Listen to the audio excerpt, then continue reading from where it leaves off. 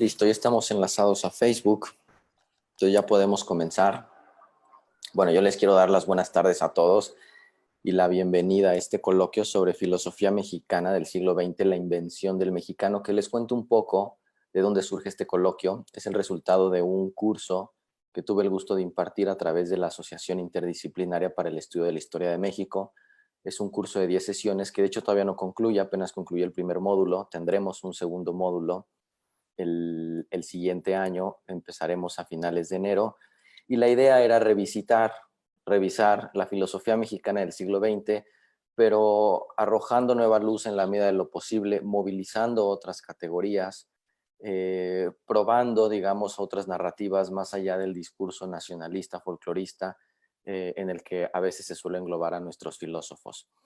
Y fruto de estas primeras 10 sesiones es el coloquio. Les queremos compartir algunas de nuestras conclusiones, les queremos compartir algunas de nuestras inquietudes, algunas de nuestras líneas de investigación. Es un coloquio de 3 mesas. Procuramos ceñirnos a un orden cronológico, de modo que en esta primera mesa hablaremos sobre todo de Antonio Caso y de Alfonso Reyes, sin dejar de mencionar desde luego a José Vasconcelos, que aquí nos acompaña, uno de los principales, si no es que el principal especialista. Yo me presento, yo soy José Manuel Cuellar, yo soy maestro en filosofía por la UNAM, soy también maestro en filosofía contemporánea por la Universidad de Barcelona. Yo me especializo justamente en la filosofía mexicana del siglo XX, entre otras publicaciones tengo La Revolución Inconclusa, la filosofía de Emilio Uranga, Artificio Oculto del PRI. He tenido el gusto también de compilar un libro sobre Antonio Caso, Cristianismo, Filosofía y Revolución en México.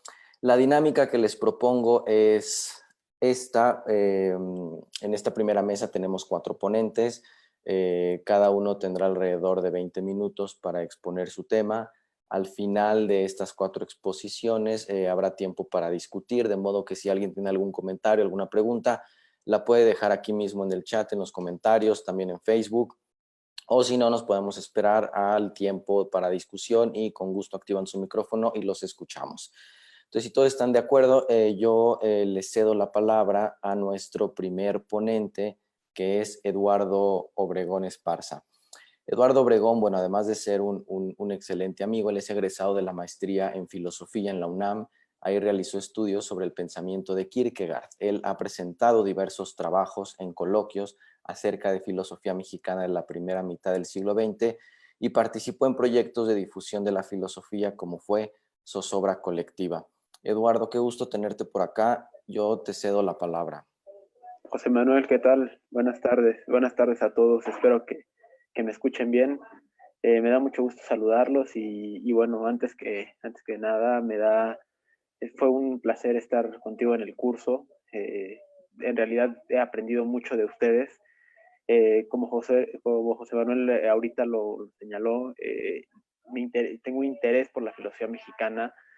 No obstante, yo no soy un especialista como a lo mejor todos los que están aquí.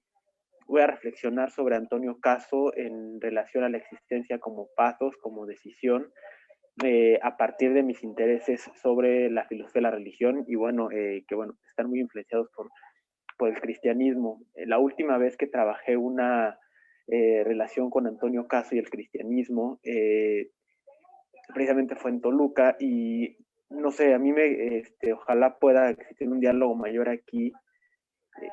Hubo un comentario como que Antonio Caso ni al caso, ¿no? Entonces yo espero que se pueda profundizar más sobre este aspecto y también que bueno, esta presentación que yo hago es con relación a la caridad y a la caridad que a mi parecer no se puede desentender en ningún momento de una concepción religiosa y de un principio trascendente, ¿no?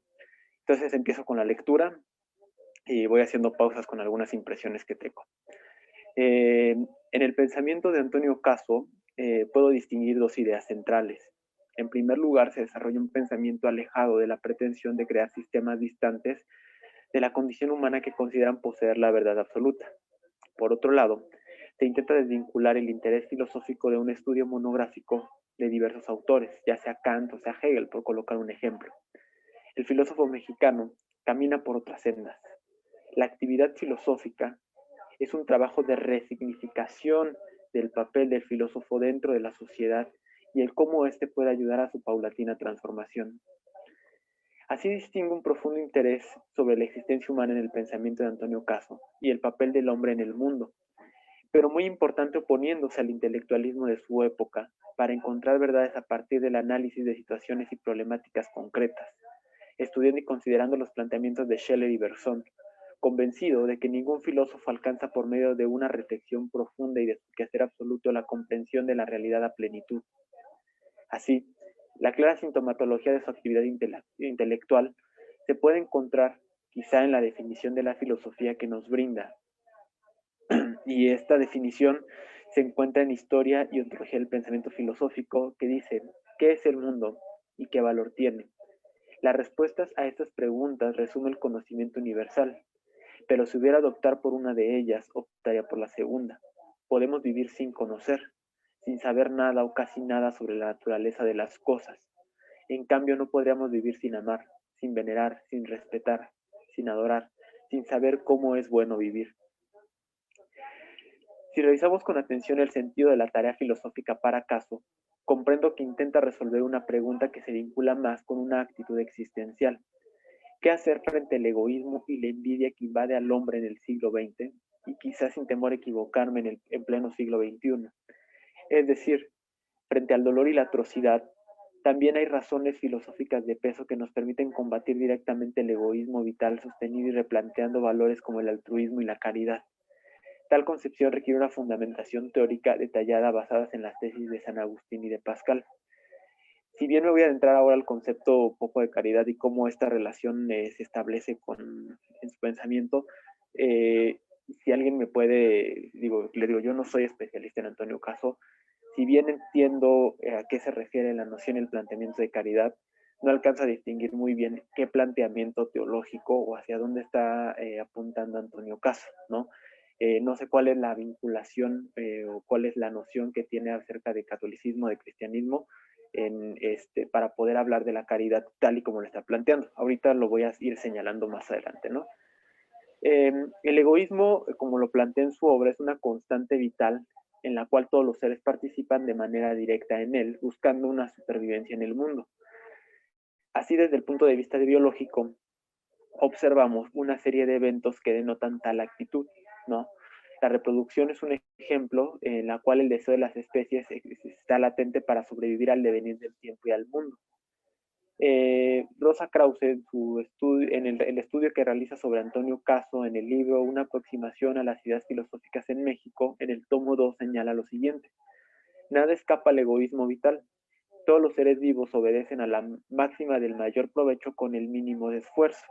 Esa finalidad inmanente de acaparamiento, impenetrable para la inteligencia, pero evidente para la intuición, es inconsciente a la bestia, pero plenamente consciente en el hombre. El egoísmo que quiere todo para sí, que pretende imponer su voluntad sobre los demás para satisfacer deseos, puede vencerse, dejar a un lado la ley de sacar el mayor provecho con el menor esfuerzo, pero esto sin duda alguna requiere de una transformación moral en donde se trabaje por hacer prevalecer los valores de caridad olvidados hasta ahora, olvidados por nuestro siglo. Para Caso, tanto el egoísmo como la caridad son valores ambivalentes, pero son inmanentes al ser humano, cohabitan en nuestra interioridad. No obstante, la educación y el interés por subsistir hacen prevalecer a los primeros, consolidando una vida exclusivamente a la conquista de lo que nos rodea, propagando la especie como una colección de individuos que no caminan hacia su perfección. El egoísta no es libre, porque lo esclavizan sus deseos y sus pasiones, y a la par es víctima de los apetitos más inmediatos que posee. La biología ve que la vida se da y muta las formas de los seres vivos con el devenir del tiempo. Durante su estancia aquí, estos organismos acaparan diversos nutrientes para su propia conservación. En su texto La existencia como economía, como desinterés y como caridad, en la edición de 1919, señala que el fisiólogo más sabio incluso tiene que reconocer el hecho de que la vida animal bien puede explicarse por medio de diversos sistemas, por fórmulas, por métodos, en los cuales la finalidad egoísta se pone de manifiesto, es decir, importa, o en el análisis que estos realizan, importa quizá la energía que se consume y se gasta a la hora de cazar o de buscar alimentos para su propia supervivencia. El cómo, las reflexiones versan sobre cómo la mejor adaptación se da por medio de la nutrición y la reproducción tal y como lo pensaba Lamarck, y al final ese deseo siempre insatisfecho es doblegado por la finitud. En contraste a esta noción, la caridad es lo más antinatural, lo más antibiológico que puede existir, pero es también lo más humano, porque pretende invertir la fórmula económica de la vida que he intentado señalar con anterioridad. El hombre caritativo dedica el máximo de esfuerzo con el mínimo de provecho, y lo es no por deber, sino por inspiración. Así Antonio Caso en la existencia como economía, como desinterés y como caridad señala que de lo que se trata es que consiste en salir de uno mismo, en darse a los demás sin miedo de sufrir agotamiento. Es como la lucha, se practica, se hace con la vida, es otra vida, es la victoria de la vida verdadera sobre la vida animal. Por medio de la caridad, el hombre reconquista su plena humanidad. El que realiza su existencia bajo los principios de la caridad está preparado para la inmortalidad. Ya no le inmutan las cosas del mundo, los placeres que los rodean, el acaparamiento vital y su conservación. Para el hombre caritativo, todo placer es efímero, tan fugaz que ya no desea aferrarse a él. Su felicidad se funde en la esperanza próxima de alcanzar lo que a los ojos del mundo es mentira, de reclamar finalmente aquello que solo está destinado a los justos. Este hombre guarda dentro de su corazón una emoción melancólica, como llega a señalar Krause, pues su gozo se mezcla con el temor y el temblor, pues la llegada de lo venidero, del incierto lo entusiasma, pero aún es una posibilidad. No desespera, guarda con paciencia que eso llegue en un determinado momento. Las ideas de caridad y de valores morales que nos conducirían a la perfección humana parecen ser muy bellas dentro de la obra de Caso.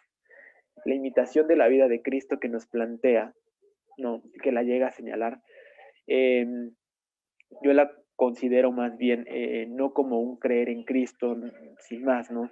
Sino debe de ir relacionada con el vivir como si éste fuera nuestro contemporáneo, olvidándonos de todo egoísmo y fincado en nuestro actuar en ayudar a los demás, no por deber, sino por amor, o en el deber como amor. Con todo esto, las leyes que se imponen los hombres para regular la conducta de las sociedades no tendrían sentido. Este hombre actúa por vocación e inspiración, y no porque su voluntad sea sometida por pasiones tiranas o afecciones incontrolables que generan establecer la voluntad personal sobre los demás.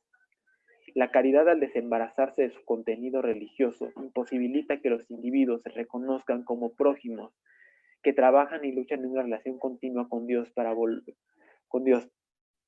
El volverse prójimo en una sociedad no carece de sentido alguno, ya que permite a los individuos colaborar de manera ardua para alcanzar objetivos similares, porque al hacerlo edifican su amor hacia los otros, pero también se colocan en una relación absoluta con lo absoluto. No en vano, y aquí hay una relación, a mi parecer, con lo que dice el apóstol Juan en la primera epístola, en donde dice: hijos míos, no amemos de palabra y con la lengua, sino con obras y de verdad. La vida secreta del amor solo es concebida por sus frutos. Estos frutos expresados en trabajo arduo que permite velar por intereses comunes como prójimos, como los más próximos a los otros, y que tienen un impacto directo en la sociedad, porque permite el mutuo reconocimiento como individuos iguales. El amor religioso es una lucha, un continuo desgarramiento que debe terminar por vencer las diferencias con el otro. El prójimo soy yo reduplicado, con las mismas potencias y los mismos menesteres. Por lo tanto, mi deber absoluto es colaborar con todas mis fuerzas para superar las adversidades comunes. Como he descrito, hasta aquí no hay un análisis religioso de la categoría, como he descrito, hasta aquí hay un análisis religioso de la categoría de caridad, y ahora pasaré a verlo en un aspecto social y político para encontrar similitudes y diferencias. La existencia en sí misma es una categoría que pretende poner en alto el avance frenético de la categorización, de la conceptualización que imponen ciertas ciencias en particular desarrolladas en el contexto de Antonio Caso. Si la vida se destruye al final, si la finitud pone en alto en seco el egoísmo voraz de los seres, no puede ser un fin en sí misma. El sentido habrá que buscarlo en otro lado, es decir, en las propias acciones que dotan a la existencia de un fin verdadero, y que nos llevan a una encrucijada existencial que no se puede resolver con ninguna fórmula matemática o con un reduccionismo biológico. La existencia es acción y es pasión. Bien lo decía el filósofo mexicano que en el individuo se encuentra la destrucción, pero en la especie la victoria final. Y cito acaso, sí, el individualismo es anarquía, no implica un fin en sí. Por lo perecedero y efímero de la individualidad biológica, el humanitarismo, la religión de la especie, el amor a la posteridad remota y feliz, el amor filial a nuestros descendientes, mejores que nosotros, son ideales y sentimientos nobles justificables como fines en sí. Así lo que nos va develando o lo que nos va diciendo, a mi parecer, las tesis de Antonio Caso es que el triunfo moral y el progreso social no se encuentran en el campo de lo científico, que pretende hacer reducciones simplistas de la vida por medio de formulaciones diversas, sino en el campo de la moral y de la existencia comprendida como caridad, en tanto que el amor hacia los otros iguala al borrar las diferencias entre los individuos para elevarlos a una noción de prójimo, es decir, el más próximo, que es aquel por el cual se está dispuesto a darlo todo, para salvarlo del dolor y incluso de la ignominia. Su pensamiento sí está impregnado de cristianismo, es cierto.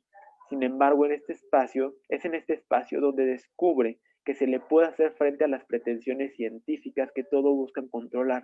Si en el egoísmo vital se busca el acaparamiento de bienes siguiendo la fórmula del mayor beneficio al menor costo, el cristiano solo puede comprender su existencia por medio de actos, dejando a un lado el egoísmo para ir al otro, porque claro, la naturaleza amorosa consiste en un ir hacia el otro, en un darse al otro para socorrerlo, pero no como deseo, sino como deber absoluto. Bien se dice que el amor solo se conoce por sus frutos. El amor incondicional es sacrificarse si es necesario para socorrer al prójimo. El amor del que habla Caso es el amor cristiano, reconocible en las escrituras, que implica darlo todo y quererlo todo sin quedar defraudado ni decepcionado. El sacrificio que plantea ya al final de su obra es un vuelco a la fórmula económica de la vida que implica un máximo de esfuerzo obteniendo un mínimo de provecho, porque atenta al deber absoluto con lo absoluto y con el otro. Al mismo tiempo, tampoco la moral en turno comprende las razones del hombre caritativo que se sacrifica por ayudar a su semejante. Desde el egoísmo se entiende el egoísmo y desde el amor superior las obras fruto del sacrificio, del dolor y de la pasión infinita que desdeña lo mundano. Así, la fe, cito, es concebida como existente con anterioridad a toda experiencia, es absurda, se cree porque se vive sobrenaturalmente. Para terminar, la intención de Caso, al mostrarnos su concepción de la existencia como caridad, es la de revelarnos al individuo que sale del egoísmo vital, que es aquel que se hace libre, pero para llegar a serlo se necesitan decisiones y se necesita también diversos sacrificios que nada tienen que ver con las fórmulas o con sistemas precisos, con conceptualizaciones biológicas o algo similar. Solo es libre quien se hace por elección, porque decidió apasionadamente vencer la barrera del acaparamiento y el egoísmo que reina en la vida. Bien lo señalaba, que quien se sacrifica en el mundo se salva para la eternidad. Quien nega su yo finito gana el trascendente porque, y cierro con esta cita, si lo das todo, todo lo tendrás. Si algo conservas, serás esclavo de otra ley. Solamente el que no tiene propiedades se posee a sí mismo. La existencia como caridad es plenitud de la existencia, pues ninguna ley rige la abnegación. El sacrificio es la victoria. Esta es la lectura que yo le intento dar a Antonio Caso, que va más relacionada a una cuestión teológica, y no obstante, no sé o no logro alcanzar a comprender la forma en la cual está concibiendo esta relación, eh, cristiana, o cómo está entendiendo al cristianismo, ¿no? Aún así, pongo de manifiesto la importancia que yo alcanzo a distinguir de la caridad en su pensamiento, principalmente en la existencia como, en su texto sobre la existencia como economía, desinterés y caridad. Así que muchas gracias por su atención.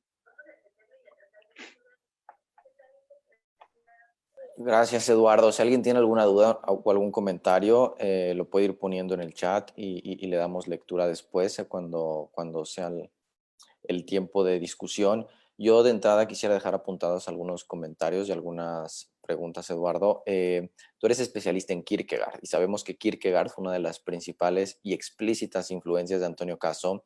Ahí me gustaría saber si tú lo viste y se saltó a la vista, si pudiste rastrear esta influencia o no. Y otra cosa que yo creo que va a ser un comentario y una pregunta dirigida a todos los ponentes, la actualidad del pensamiento de Antonio Caso. Antonio Caso nos habla del egoísmo vital, nos habla de la importancia del amor, del sacrificio, de la abnegación, y hace unos pocos días se publicó una guía ética, ¿no? Y sabemos que uno de nuestros principales pensadores y una de nuestras principales reflexiones éticas se la debemos a Antonio Caso, ¿no? Y uno de los capítulos de esta guía ética que acaba de publicar el gobierno precisamente va dedicada al amor. Entonces yo dejaría apuntadas esas dos inquietudes, Eduardo. Te agradezco muchísimo. También tenemos ya algunas inquietudes de Bodio Escalante en el chat, por si gustas echarle un ojo, Eduardo. Y continuamos esta primera mesa con la intervención de Raúl Trejo Villalobos. Su ponencia tiene como título Génesis del espiritualismo mexicano. Raúl Trejo Villalobos es doctor en filosofía por la Universidad de Salamanca. Él es profesor e investigador en la Facultad de Humanidades de la Universidad Autónoma de Chiapas. Entre sus últimas publicaciones podemos mencionar como recopilador José Vasconcelos, Conferencias Sudamericanas y otros escritos, y como coordinador Filosofía de los Pueblos Originarios. Muchísimas gracias, Raúl, por acompañarnos. Te cedo la palabra. Muchas gracias, Manuel. Muy buenas tardes a todos. Pues bueno, vamos a compartir aquí algunas ideas, algunas reflexiones derivado del curso que has llevado bastante bien. Y pues bueno, a propósito de lo que había apuntado inicialmente de hablar sobre la génesis del espiritualismo mexicano, vamos a hacer algún cambio que también estaba pensado en hacer un comparativo entre el Pitágoras, una teoría del ritmo, de la edición de 1916. Hacemos también un cambio porque nos vamos a remontar más bien a un texto que de lo único que tenemos dicho por el mismo Vasconcelos fue escrito entre 1913 y 1914, más o menos. Es un texto previo al que publicó en La Habana en 1916. Y bueno, el cambio del título, pues lo dejé finalmente como Notas sobre el espiritualismo mexicano, monismo y dualismo. En un primer apartado, pues nada más quiero traer a cuenta parte del contexto en los siguientes términos, de que si Vasconcelos escribió este texto más o menos entre 1913 y 1914, pues no dejar de lado, creo yo, tanto el golpe de Estado por Huerta en febrero de 1913, a partir del cual también de que ya se asumió como gobierno Huerta, pues Vasconcelos fue preso, se escapó, y entre la segunda mitad de 1913 y la primera mitad de 1914, pues se incorporó a las filas de los revolucionarios que estaban comandadas por Carranza. Ya que sacaron a Huerta del gobierno y que llegaron los revolucionarios a México, pues bueno, Vasconcelos fue encargado por una semana, 2 semanas de la Escuela Nacional Preparatoria por Carranza. Sin embargo, como estaba el conflicto muy álgido, finalmente renuncia y se incorpora a la Convención de Aguascalientes en octubre, una convención de la que Vasconcelos sale como ministro de Educación junto con el gobierno de Eulalio Gutiérrez, que también no fructificó y finalmente a principios de 1915 pues tienen que salir huyendo junto con Eulalio Gutiérrez. Y en ese año, 1915, más o menos hasta octubre, Vasconcelos hace allí algunas gestiones para que no fuera reconocido el gobierno de Carranza, pero pues finalmente sí lo reconoce Estados Unidos y Vasconcelos, decepcionado, se encierra en las bibliotecas en Nueva York para reelaborar ese texto del que voy a hablar ahorita y publicar el Pitágoras, una teoría del ritmo. Bueno, hasta aquí los primeros elementos, y en este mismo tiempo, pues que Antonio Caso, pues prácticamente permaneció en la Ciudad de México. Hubo un tiempo en el que fue el director de la Escuela Nacional de Altos Estudios, y pues también tuvo algunas publicaciones por demás interesantes, entre ellas pues su primer libro como tal, sus dos primeros libros, Problemas filosóficos y Ideas y doctrinas morales, por ahí, si no mal recuerdo, filósofos moralistas, de 1915. Bueno, ese es un poco el marco, y pues bueno, paso a dar lectura, y en esta parte hablo de una teoría del ritmo y una nota sobre el desinterés. Entre 1913 y 1914, José Vasconcelos escribió un texto sobre el tema del ritmo. Hay varias cuestiones que llaman la atención de este. Una de ellas consiste en que no tiene citas bibliográficas y todas las ideas de los filósofos que refiere lo hace como ideas asimiladas, independientemente de que sean o no comprendidas lo mejor posible. Es un texto, pues, que es expresión o responde a lo que con Alfonso Reyes llamarían impulso lírico. Otra cuestión, nada menor, consiste en la serie de notas y definiciones que ya apuntan a lo que podríamos llamar, de momento, su monismo espiritualista. Dicho monismo espiritualista consiste en afirmar, de inicio, que todo es espíritu, incluso la materia, y que el conocimiento de la realidad concebida de esta manera radica en la intuición de la belleza, que es a su vez espiritualidad, espíritu y divinidad. O dicho de otra manera, en la intuición de un aspecto que nos constituye a nosotros y el mundo, el ritmo.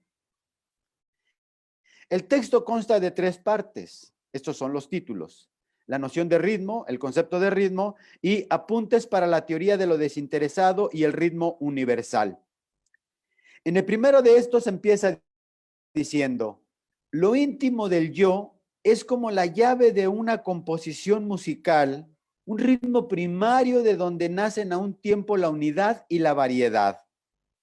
Y enseguida también plantea, entre otras cosas, que el ritmo es el dato inmediato de nuestra conciencia y lo más profundo de nuestro yo y de todos los fenómenos. Y además, que por encima de nuestros sentidos, de las funciones de la razón y de la razón misma, nuestra facultad estética inherente a nosotros es la que nos permite percibir la unidad absoluta en la que mundo y yo se desvanece y todo es ser, existencia una, igual, eterna. Además de ejemplificar lo dicho a través de espirales, centrípetas y centrífugas y de un cono con una esfera, también habla sobre los sonidos que se desprenden de un diapasón al ser golpeados, para demostrar por analogía que dichos sonidos pueden coincidir empáticamente con el ritmo de nuestro espíritu. La cuestión central de la segunda parte consiste en exponer que el número, de acuerdo a la doctrina de Pitágoras, no es la esencia de las cosas y de todo cuanto existe, sino que es su expresión, y que el ritmo es lo que le precede.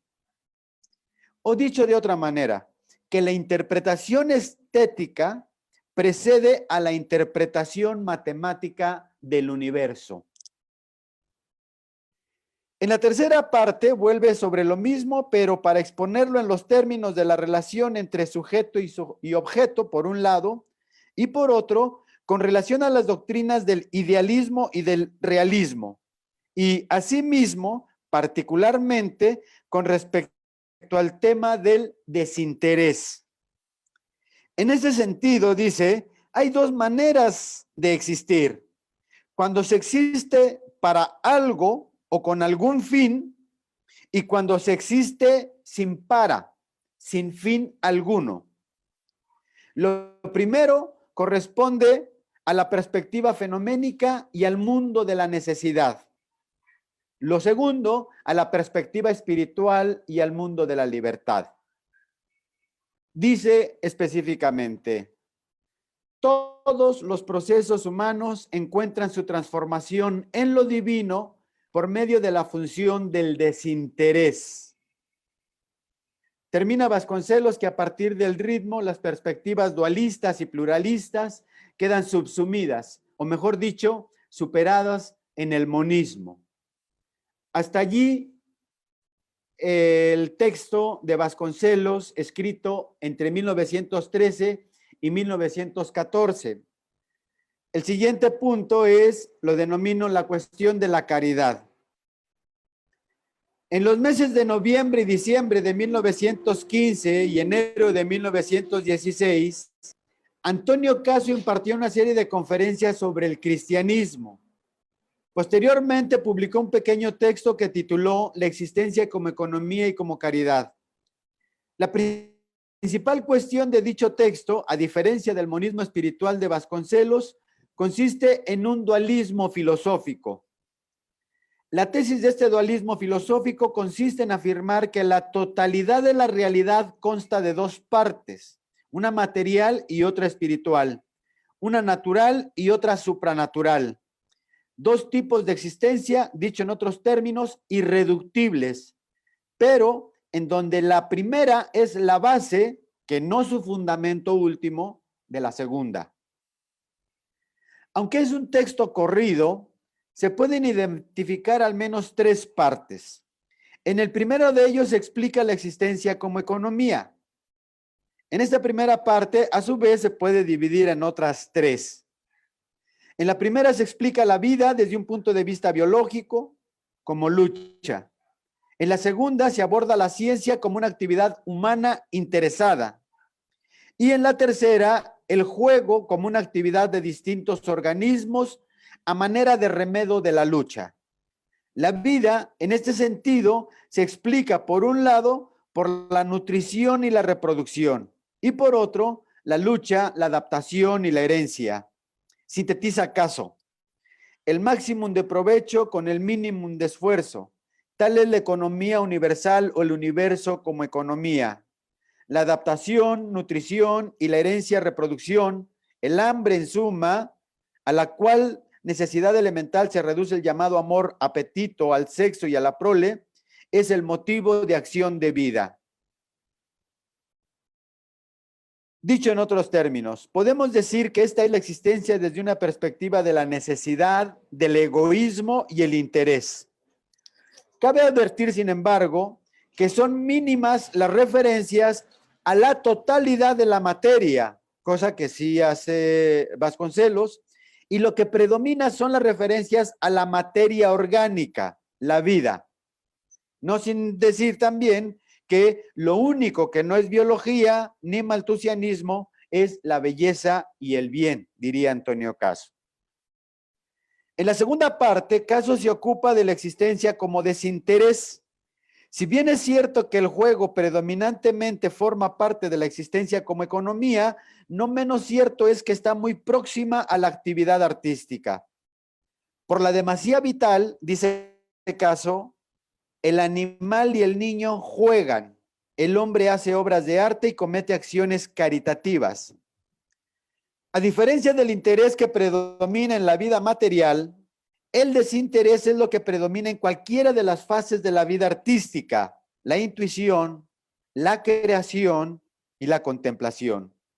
Es lo que predomina, aunque no en su totalidad, en la vida espiritual. El arte es desinterés innato. El arte no sirve a la existencia como economía. En ese sentido, dice Caso, así como el juego es el antecedente biológico del arte, la contemplación o intuición estética engendra esa especie de sentimiento estético de lo sublime y que parece ser el antecedente estético más próximo, no la causa de la actividad moral. Si la vida espiritual empieza en cierto sentido con las actividades artísticas, la vida espiritual es más cabal más plena con los actos morales. Es lo que corresponde a la tercera parte, la existencia como caridad. La caridad, dice Caso, es la experiencia fundamental religiosa y moral. Consiste en salir fuera de uno mismo, en darse a los demás, en ofrecerse, en brindarse y prodigarse sin miedo de sufrir agotamiento. La caridad es además un hecho y un entusiasmo. En este mismo apartado, Caso también expone algunas ideas relativas a la fe y a la esperanza, las otras dos virtudes teologales. Y finalmente, algunas ideas relativas al amor y a Dios. De este último, dice, es este espíritu de sacrificio de lo propio, esta sublime inspiración, esta vida superior y enérgica, esta posesión, este entusiasmo que se demuestra cumpliendo actos de caridad. El dualismo filosófico resalta cuando afirma que la caridad no se demuestra, se practica, se hace como la vida, es otra vida. Asimismo, cuando dice que la fe es la comprobación de que al lado del mundo regido por la ley natural de la vida, está el mundo regido por la ley sobrenatural del amor. Cuando señala que por un lado está el mundo y sus leyes y por el otro la providencia y su acción. Y más aún, cuando afirma, se ama porque el amor es sobrenatural, porque el hombre es sobrenatural. Hasta aquí la exposición del texto de Caso, pero lo que yo quiero resaltar es algunas conversaciones posibles que hayan tenido entre 1913, 14 y 15 Antonio Caso y José Vasconcelos, o también la probabilidad de que Antonio Caso haya conocido ese primer texto, porque aquí hay esta es un poco la cuestión de que van forjando sus ideas a partir de la conversación y del diálogo y de la discusión. ¿Hasta dónde es probable pensar que Antonio Caso haya conocido los apuntes de José Vasconcelos escritos entre 1913 y 1914? O en el último de los casos, ¿hasta dónde es probable pensar que hayan platicado el tema del dualismo y el monismo, por un lado, y por el otro, el significado último del desinterés? Veamos. Llama mucho la atención que Vasconcelos, cuando habla de desinterés, especifique las siguientes palabras. Y no parece ni necesario explicar que al hablar de desinterés, no me refiero a los actos caritativos o altruistas. No hablo de las acciones en que se sacrifica el egoísmo para ayudar a salvar a nuestros semejantes. Porque estas acciones, aunque nobles como ninguna otra, son todavía acciones que tienen por finalidad el beneficio ajeno, ya que no el propio. Por esta razón, quedan dentro de la región del fenómeno, donde todas las cosas se suceden unas a otras por virtud de las leyes necesarias que ligan cada antecedente a las consecuencias que han de producirse después. Tal pareciera que hubo alguna conversación en la que Vasconcelos ya aquí está respondiendo a alguna idea mencionada quizás de Antonio Caso y también ya esté fijando postura. En lo que respecta a Caso, también llama la atención cuando habla sobre la ciencia como un modo de egoísmo refinado y sutil. Dice concretamente, ideal económico refinado y sutilísimo que sus adeptos erigen en doctrina filosófica monista y condecoran con epítetos de desinterés y entusiasmo, egoísmo y solo egoísmo. También llama la atención cuando habla sobre el arte y contra la idea de que solamente algunos hombres están facultados para las artes y la religión. Y dice, la intuición artística está mejor repartida de lo que piensa el esteticismo contemporáneo. Hay allí al menos una referencia a Vasconcelos, al parecer respondiéndole a Caso, y dos menciones de Caso respondiéndole a Vasconcelos. Ya no hay posibilidades de ver lo que dice Vasconcelos en Pitágoras, una teoría del ritmo, escrita en 1916, y todavía la cuestión del arte en una conferencia que dio en 1916 en Lima, porque vuelve a retomar el asunto de criticar la cuestión de la caridad. Y pues bueno, ya un poco para ir cerrando, el punto de que pues, también habría falta ver la segunda, ya también más minuciosamente, la segunda edición de La Existencia, pensando en que también pudiera haber algunos otros revires de Caso hacia Vasconcelos.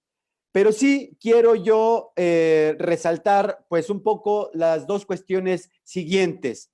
La primera, que la concepción que tiene de Dios Antonio Caso tiene que ver con estas acciones de los hombres, de los seres humanos entre los seres humanos, y que la caridad junto con las virtudes teologales viene a ser el constitutivo de su cristianismo filosófico.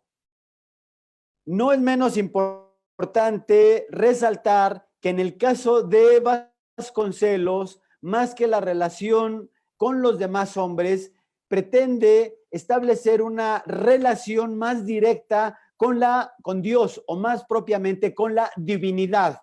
Ya empieza a sacar algunas ideas sobre la religión entre los pitagóricos, la religión entre los hindúes, con una concepción sobre la divinidad un poco, vamos a llamarlo así, un poco más amplio, con más referentes. Y por último, la cuestión de que diría en el monismo estético Antonio Caso que el problema y la esencia del cristianismo no es la caridad y las virtudes teologales, sino que es la misericordia y la miseria de la criatura. Con esto intento dar pues alguna nota nada más con relación a la participación anterior, es de que yo lo englobaría, no tanto en cuestiones teológicas, sino una demanda, una denuncia de esta espiritualidad del ser humano, de esta religiosidad.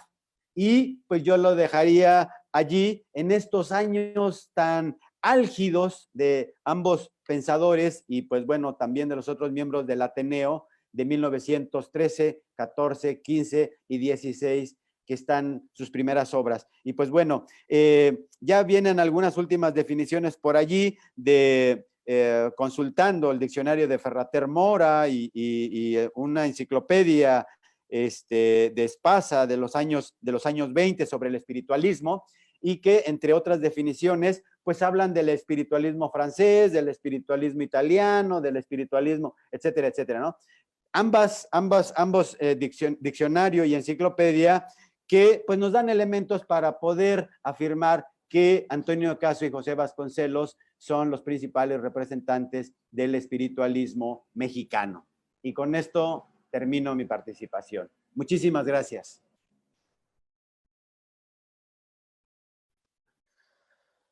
Muchas gracias, Raúl, por esta lectura comparativa. Vasconcelos, Caso, ¿no? Los dos reivindicadores del espíritu.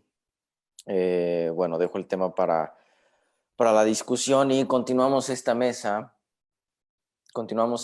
con Jesús Ramiro Bucio Castañeda. Su ponencia tiene el título de La crítica de Antonio Caso al positivismo. ¿La caridad como ética o como estética? Es pregunta. Jesús Bucio es estudiante de la licenciatura en Filosofía en el sistema de Universidad Abierta de la Facultad de Filosofía y Letras de la UNAM. Es también estudiante de químico, bacteriólogo, parasitólogo en el Instituto Politécnico Nacional y es integrante de la Asociación Cultural Alicios, México. Muchísimas gracias por acompañarnos, Jesús. Te cedo la palabra. Hola, José Manuel, buenos días a todos. No, ya son tardes. Buenas tardes a todos. Gracias por estar aquí, por esta oportunidad de participar con todos ustedes. Y pues un agradecimiento a la asociación por el curso, a ti, José Manuel, por pues todo lo que vimos fue realmente muy interesante. Dar lectura a la ponencia que preparé, que bueno, ya lo mencionó José Manuel, lleva por título La crítica de Antonio Caso al positivismo, la caridad como ética o como estética. Bueno, en 1916 se publicó la primera edición de La existencia como economía y como caridad, obra angosta en volumen, pero inmensa en ideas, de don Antonio Caso. El libro, nos dice su autor, es resultado de una serie de conferencias dictadas en la Universidad Popular Mexicana, creada en 1912, por el círculo de intelectuales que conformaron el legendario Ateneo de México. El subtítulo de la obra en cuestión indica el objetivo de las conferencias: ensayo sobre la esencia del cristianismo. En ellas, Antonio Caso busca hacer un culto a los héroes y a lo heroico en la historia. Busca precisamente eso, hacer un culto a la figura heroica del ilustre maestro ateneísta. A través de lo que Caso llama caridad, injusticia haríamos en llamarle concepto, nos propone una posibilidad de existencia que rompe con el reduccionismo imperante del sistema positivista, sistema exageradamente intelectualista y brutalmente homogeneizante. El objetivo de esta ponencia es interpretar en qué dimensiones, dentro de la existencia humana, la caridad, como actividad del espíritu, se vuelve posible. Primer parágrafo. Escribe Caso al final de la obra, de La existencia como economía y como caridad, cito: todas las filosofías de los hombres de ciencia no valen nada ante la acción desinteresada de un hombre de bien. Para nuestros tiempos, extraña e insólita. Quizás se dirá anacrónica o fuera de lugar. Cuando parece ser que la ciencia es la única salida a los grandes problemas sociales, económicos y biológicamente vitales, ¿cómo pensar que una acción desinteresada puede valer más? Un año antes de la publicación de La existencia como economía y como caridad, Caso publica Problemas filosóficos. El camino que lleva a la conclusión antes enunciada tiene su germen en esta obra. En ella, Caso hace un recorrido desde varias perspectivas por la naturaleza de los problemas filosóficos, intentando de alguna manera mostrar en qué consiste eso que se llama existencia y cómo se ha ido abordando desde diferentes ideas o corrientes filosóficas. Cito a Antonio Caso: la religión, la ciencia, no son actividades sintéticas sucesivas ni sustituibles, sino manifestaciones necesarias de la mente, hechos perennes que, lejos de excluirse mutuamente como lo quieren Comte y sus discípulos, coexisten en todas las épocas de la evolución. Negar una de ellas es mutilar a la humanidad y explicar lo más esplendoroso de su pasado por fantasías y quimeras desprovistas de valor universal. Es rebelarse contra el veredicto de la conciencia, proponerse el vano anhelo de cohibir al espíritu libérrimo en lor de credos personales, el espíritu que desde un principio ha querido y podido ser religioso, metafísico y sabio. Cierro cita. Desde aquí notamos que Caso concibe la existencia humana en tres experiencias fundamentales: la experiencia religiosa, la experiencia metafísica y la experiencia. El conjunto de estas tres experiencias conforman a la realidad en su totalidad. Como cada experiencia es parte de un complejo, cada una de ellas posee características particulares. La experiencia religiosa, por ejemplo, es indemostrable. De ahí que la guía de esta experiencia nunca pueda ser la razón sino la fe, cualidad que tiene su origen en la intuición piadora. Para esta experiencia, Caso indica que no hay que intelectualizarla, pues al hacerlo pierde toda posibilidad, sino respetarla en su integridad absoluta, dejarla ser teosofía. Cabe aclarar que esta religiosidad no es teología.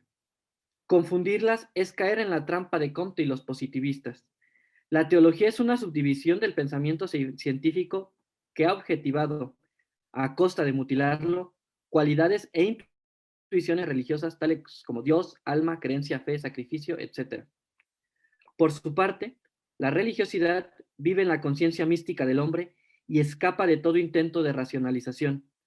Como parte del espíritu del ser humano, posee una lógica, pero una lógica sui generis. El error del positivismo es colocar la preponderancia de la ciencia sobre las otras dos experiencias del espíritu humano, sin darse cuenta que al hacerlo, como decimos coloquialmente, se da un balazo en el pie, porque se basa en la creencia, por un acto de fe, en la realidad de un mundo exterior que determina en el espíritu las funciones de la sensación y la percepción.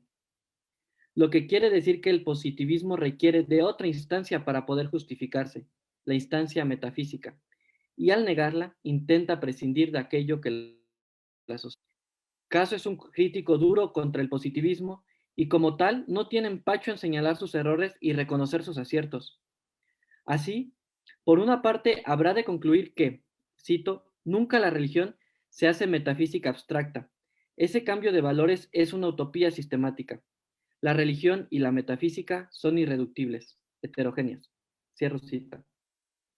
No debe haber duda.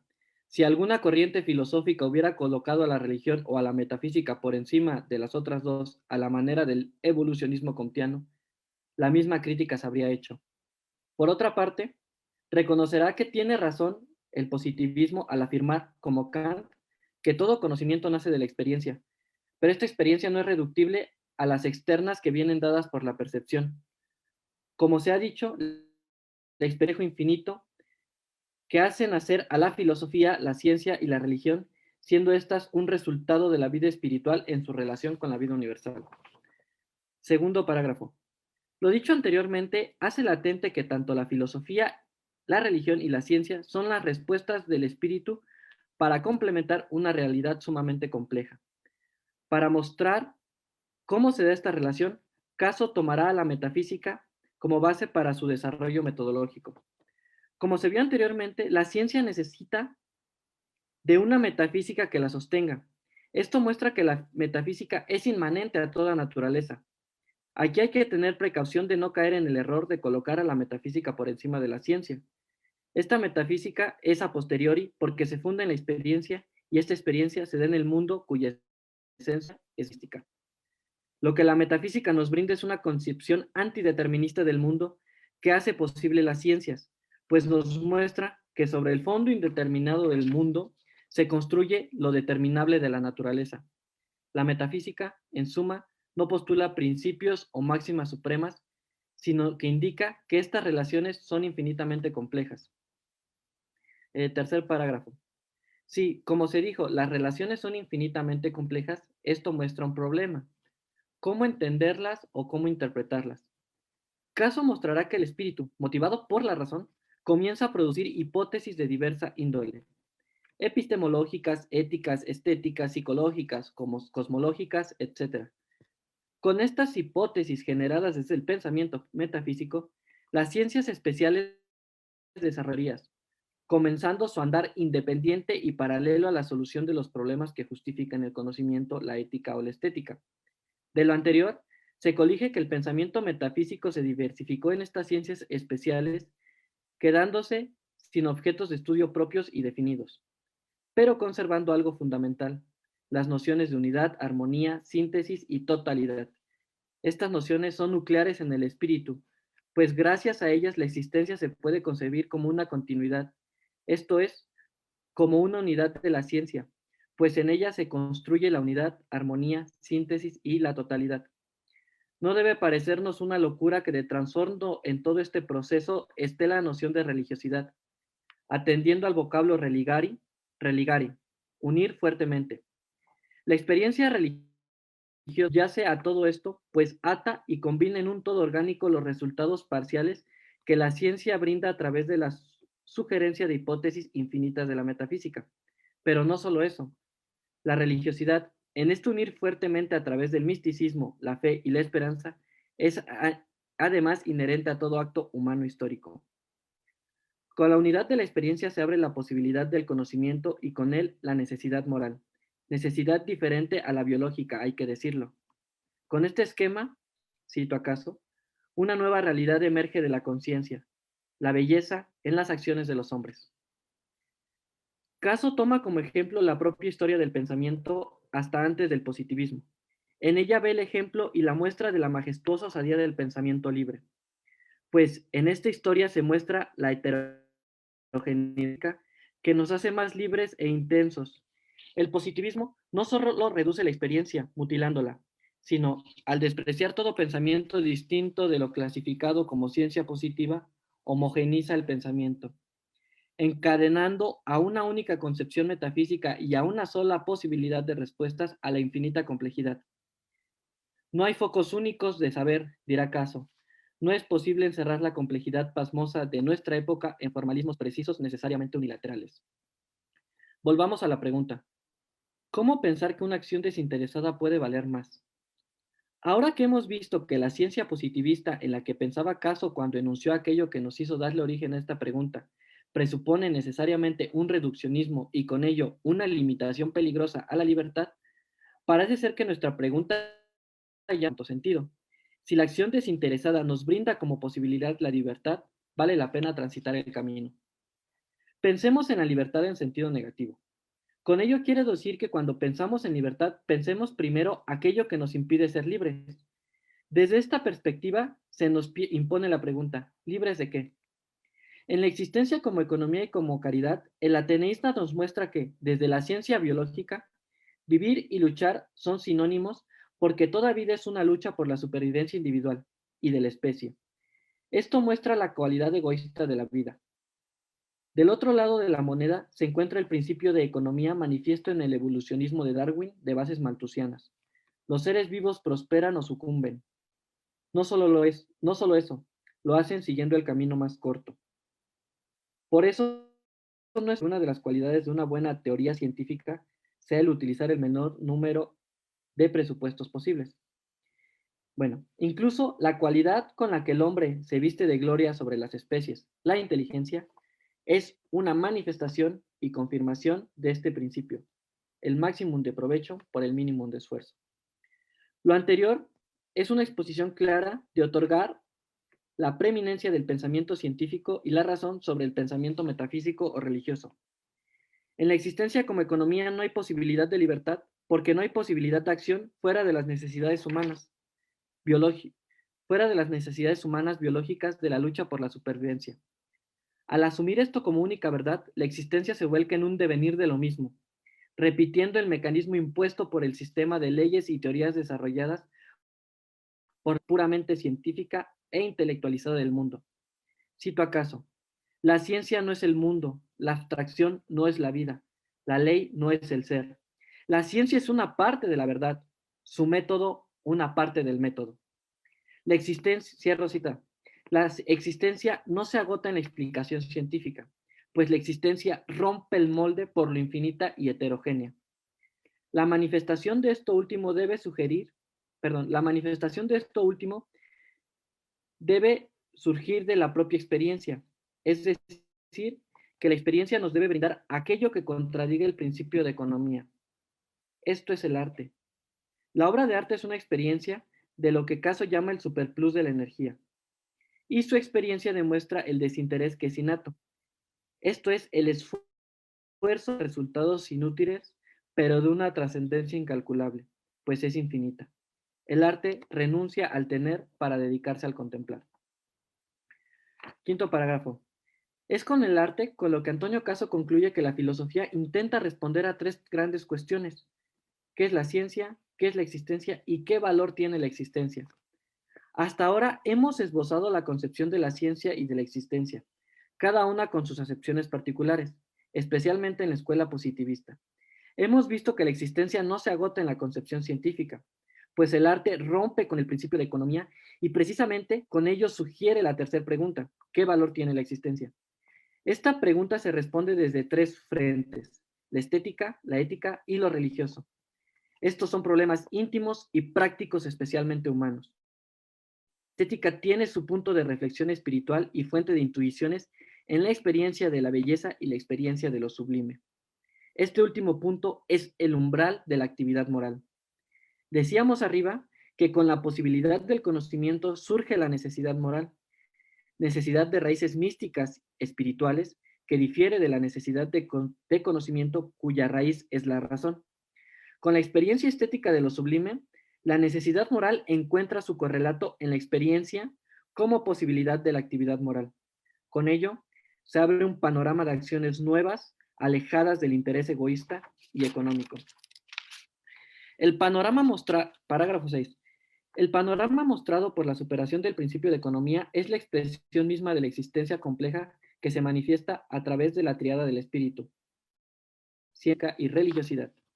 Cabe decir que es en esta experiencia compleja cuando se abre la posibilidad de alcanzar la verdad. Pero no hay que pensar en álgebra. No se trata de una suma de la concepción científica, metafísica y religiosa en el sentido mismo de las matemáticas o la geometría. Más bien es una combinación de ellas. Con ello se establece que suma y combinación no son sinónimos, como tampoco son sinónimos reproducción y generación. El principio de economía solo hace posible la reproducción, la repetición incesante del mundo natural que se ha construido a partir de la concepción de las ciencias positivas. En ella no hay nada nuevo, sino el simple devenir. Es, en suma, el motor inmóvil de la ciencia que piensa que todo está terminado y que solo queda explicarlo. La generación, sin embargo, es un proceso de creación. Cuando la experiencia compleja en el espíritu del ser humano, éste es capaz de actuar presentando algo nuevo a la realidad a una costa de su vida, de su comodidad, de su estabilidad. Cito acaso: hay algo superior al sentido espectacular de los estetas y es el sentido vital de los moralistas, que saben que el mundo no se ha acabado de hacer todavía y que en hacerlo estamos y en perfeccionarlo debemos gastar nuestra fe y nuestro aliento. Cierro cita. Parágrafo 7. La caridad es la máxima actividad moral posible. Esta se consuma en el socorrer al semejante, en ese sacrificio creador y generativo. En ella se unen y cobran sentido las experiencias morales y religiosas. En ella se pueden expresar y sostener todas las contradicciones posibles, pues no responde ni se inspira en ninguna lógica científica. En la caridad se eliminan las y las dialécticas, pues es un actuar del hombre en su integridad. La caridad aflora de las intuiciones y es inherente a las concepciones del espíritu. En ella se puede deshacer lo que las necesidades hicieron. Su aparición como acto efectivo es un romper con la vida para llegar a la vida verdadera. Ella quita al hombre de su condición de contemplador para hacerlo, como dice Caso, un colaborador de la existencia, inventor, actor y creador. En la caridad, cuando el acto humano es en la caridad cuando el acto humano desinteresado puede valer más, pues muestra que la existencia es más que el principio económico de supervivencia. Es en ella donde el entregarse al otro, el sacrificio, el amor, se conjuntan para hacer de la realidad una experiencia heterogénea, llena de posibilidades y con ella de soluciones. Conclusiones. Antonio Caso nos muestra en estos dos textos las bases de un sistema que se irá desarrollando con el paso de los años hasta la reconfiguración de su obra que vio luz años más tarde con el título de La existencia como economía, como desinterés y como caridad. Sin embargo, tener en mente la concepción de la caridad y cómo se hace posible es fundamental porque en su primer momento la caridad no se hace visible. Como algo inesperado, cosa natural en las intuiciones, especialmente en aquellas que las hace acto, no se puede prever ni demostrar, solo intuir. Caso nos invita a valorar lo heterogéneo de la realidad y las experiencias. La caridad es la condición necesaria de la libertad, pues en sus consecuencias más radicales, así como el egoísmo y el principio de economía son dos caras de la misma moneda, se puede la caridad y la libertad son lo análogo de otra moneda que vale más. Con la posibilidad de la caridad desde la estética y hasta su hecho consumado, considerado desde la ética, la caridad permea todas las estructuras de la existencia y con ello da vida a la evolución creadora enunciada por Bergson, que vendrá a sustituir el evolucionismo puramente científico. Gracias.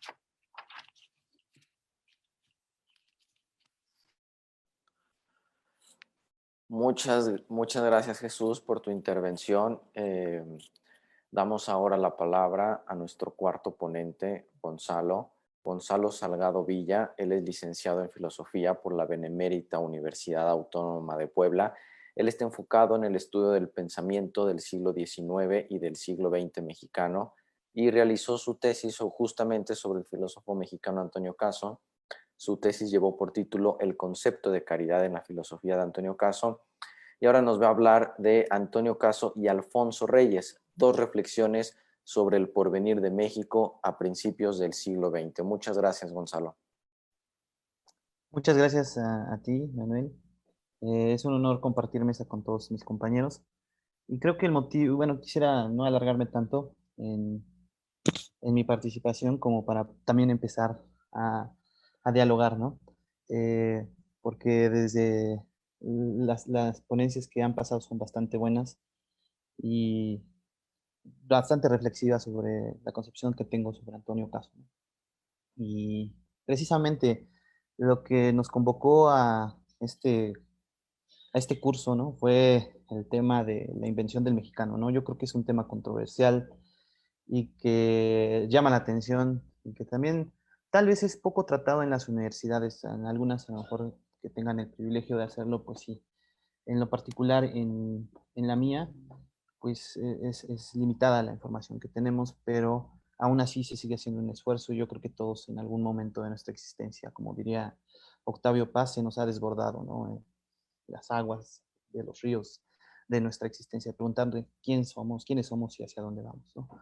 Y para tal vez incluir como manera de introducción eh, hacia mi participación y hacia mi ensayo sobre el porvenir de México, Antonio Caso y Alfonso Reyes son precisamente llevados por esta misma inquietud, ¿no? La de preguntarse en un momento determinado, bajo las circunstancias en las que premiaba su época, por precisamente saber en dónde estamos parados, ¿no? Y creo que hacen dos excelentes, prácticamente reflexiones a su tiempo, ¿no? Y vamos a ver que los dos hacen estas reflexiones desde distintos puntos, ¿no? Vemos a Alfonso Reyes exiliado, tanto como también a Vasconcelos y Caso, que es el que se queda en México, que muchos pensaríamos que no salió de aquí, que se quedó siempre en la academia. No, veremos que también sale después, pero para este momento Caso estaba aquí, ¿no? Es decir, para la reflexión que hizo sobre su proyección de México, de la sociedad mexicana, Caso estaba viviendo, como ya algunos de nuestros compañeros lo mencionaron, una guerra, una lucha política, ¿no? Por una reestructuración social. Pero antes de eso también él había vivido una guerra y una lucha, ¿no? Como bien lo mencionó Jesús, que era la lucha tal vez intelectual, ¿no? Esta lucha intelectual la comparte con sus compañeros Alfonso Reyes, José Vasconcelos, Pedro Enrique Sureña y su hermano. Además, Caso forma parte de este grupo que nosotros conocemos o que también poco se conoce en México sobre el Ateneo de la Juventud, ¿no? O tal vez solamente hay un círculo reducido que tienen acceso a esta información, porque no hay una difusión también a lo mejor la difusión que tenemos es más enfocada hacia personajes que representan o que institucionalmente representan mejor una manera de pensar que a lo mejor esta que es cultural, ¿no? Que es un proyecto cultural que surge a raíz de un descontento, perdón, como lo mencionó Jesús, ¿no? Y que este descontento deviene tal vez de una doctrina que era igual, eh, no un tanto desgastada, pero también fue utilizada como políticamente para poder establecer en el poder a ciertos sectores de la sociedad, ¿no? El resultado de tal vez de establecer un orden, fue también establecer una insatisfacción, ¿no? Una insatisfacción en tanto no correspondencia de la manera de vivir, ¿no? Con la manera de pensar. Y creo que tanto Alfonso Reyes como Antonio Caso van a abordar estos textos, van a abordar a lo largo de su obra esta preocupación, ¿no? De esta cierta insatisfacción que tenemos, eh, sobre todo en el territorio de mexicano, por no saber eh, si las ideas que nos dicen que son válidas aplican para nuestras circunstancias particulares. No solamente ellos dos lo compartían, ¿no? También podríamos haber visto, no para José Vasconcelos, pero desde su trinchera, él también, a lo mejor su trinchera más política que la de estos dos, ¿no? La de Caso y la de Reyes. La trinchera de Vasconcelos es diferente. Él sí trata de llevar a cabo su proyecto, ¿no? A través de la educación. Y no se diga que no lo hizo tampoco Caso ni Reyes, sino que él tiene más injerencia en la política.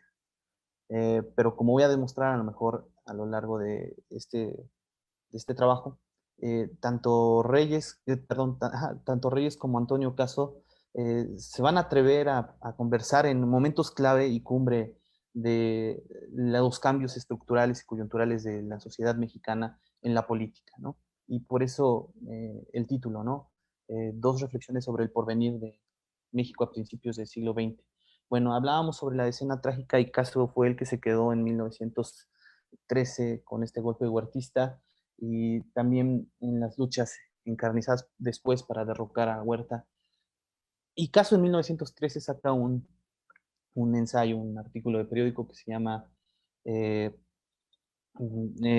Discursos en la Nación Mexicana y el conflicto interno de nuestra democracia, que luego va a incluir en algunas de sus obras y saca una serie de escritos que prácticamente nos van a decir, sobre todo en este tiempo, ¿no? De 1913 hasta 1900, quiero creer que hasta 1923 y todavía aún más, si nos ponemos a estudiar, saca una serie de artículos que luego van a conformar sus libros, ¿no? Que más tarde van a conformar o comprender, al reunirlos van a conformar ya un libro, se van a hacer gruesos, ¿no? Y así como también pasó con la existencia como economía, desinterés y caridad, que al principio fue un opúsculo y después se fue haciendo más grueso conforme fue pasando el tiempo y que terminó hasta 1943. Esta era la forma de escribir de Antonio Caso, ¿no? A través de estos ensayos, y creo que es una peculiaridad también que tienen nuestros pensadores de principios del siglo XX, de escribir, pero también, ¿qué es lo que dice Antonio Caso? Aquí me gustaría a lo mejor referirme a que él hace dos preguntas, ¿no? Eh, Ante esta lucha encarnizada por el poder, ante esta separación, ante esta preocupación también de que no hay como tal algo que unifique a la nación, ¿cómo pretendemos proyectar o hacer proyecciones a futuro si, para empezar, la ley no corresponde a lo mejor a las circunstancias y no responde a las necesidades que existen dentro de un territorio particular, ¿no? Es decir, ¿cómo podríamos hacer leyes que fueran justas para el pueblo, ¿no? Y para la población en general o la sociedad en general? Antonio Caso hace ese tipo de preguntas, a lo mejor aquí es un tanto más como una paráfrasis que trato de hacer, una traducción acerca de sus textos. Y también se pregunta por qué, si es que vamos a tener como modelo la democracia, ¿por qué tratar de adaptarla tal y como se da en algunos otros países, ¿no? El ejemplo de Francia y de Estados Unidos. Y dice, ¿por qué pensar en una democracia que responde a las circunstancias de otras partes, ¿no? O tal vez a las necesidades de otros pueblos en particular. ¿Por qué no pensar en nuestras propias necesidades? ¿Por qué hacer proyecciones a futuro sin considerar también la disparidad que hay y la diferencia que dejó a lo mejor tal vez el positivismo y el porfiriato de los distintos estratos sociales, ¿no? Eh, un aspecto también en el que van a coincidir los ateneístas y que también Antonio Caso va a poner como de relieve es la educación.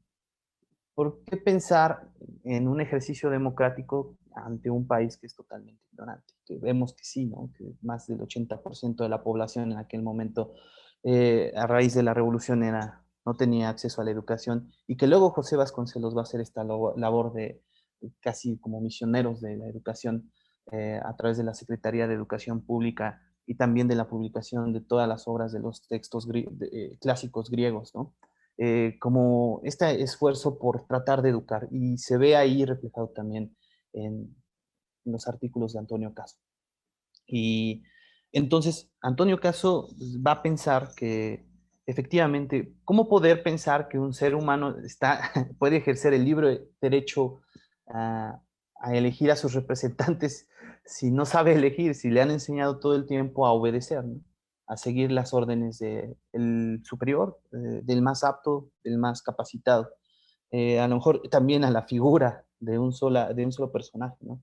Él hablaba de caudillos también, pero eh, entonces, ¿cómo hacer para que estos proyectos que nosotros tratamos de imitar de fuera tengan injerencia y que tengan una posibilidad de llevarse y realizarse desde nuestras circunstancias particulares? Entonces, me parece que aquí hace Antonio Caso un llamado muy importante, ¿no? Tanto a Huerta, porque hay ese artículo, el bobaísmo de la ley, lo saca en 1913, le dice a Huerta prácticamente que no está justificado este hecho de lucha, ¿no? También hemos visto a lo mejor con Jesús y también con el compañero Eduardo, esta premisa de Antonio Caso de empezar a reconsiderar al pueblo mexicano a través de la caridad. Es decir, que nuestras acciones y que nuestros conflictos principales entre las diferencias de los estratos sociales surgen por un egoísmo encarnizado, ¿no?